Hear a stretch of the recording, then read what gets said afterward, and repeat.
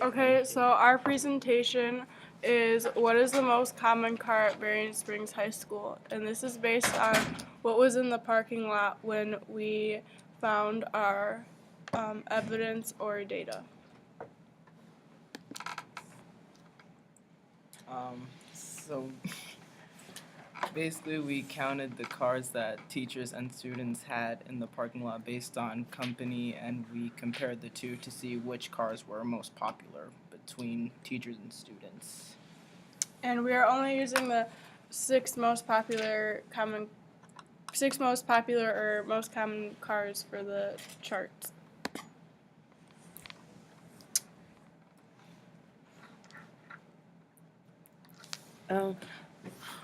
This was our data, and these aren't all the cars that were in the parking lot. These just were the cars that was most commonly found in the teachers' parking lot and the students' parking lot.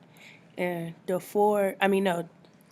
Chevy was the most common car in both parking lots.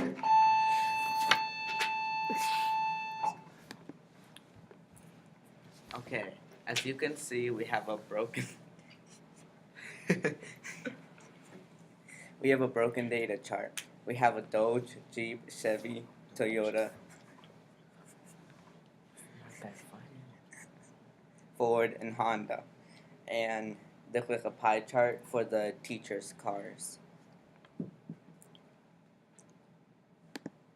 For the students' cars, we made another pie chart to show the difference in car brands and what is preferred.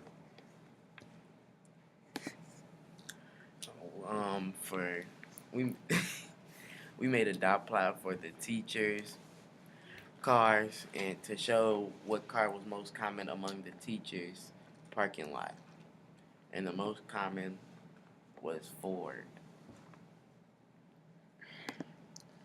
We made a dot plot for the students, and as you can see, Chevy was the most popular or the most common out of all of the cars that were there when we counted, and Honda was the least popular.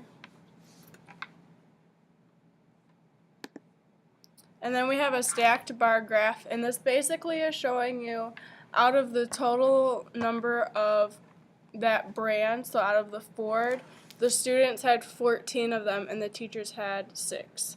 Same for all of the other ones. This is our bar graph for the teachers. The Chevy was most common, and the Dodge and the Jeep was the same amount of cars in the parking lot, and so was the Ford and the Toyota. This is Riley's bar graph for the students. The Chevy was the most common in this one, and a Honda was the least common.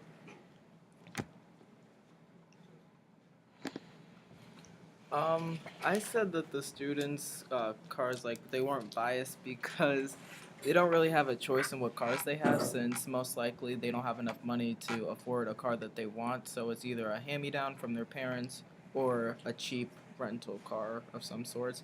And the teachers is somewhat biased because some of the teachers have the cars that they like, and others don't really have enough money to afford a car that they would prefer, so yeah. And this is also biased because there's a bigger student population than there is a teacher population. So there would be more cars in the student parking lot than there would be in the teacher parking lot. So in conclusion, we were shown that the most common car in the students and teachers parking lots were the same thing. Both parking lots had more Chevys compared to the other cars. So we don't know if this is because the only thing that students can afford are Chevys, or if they really did want a Chevy. That is questionable.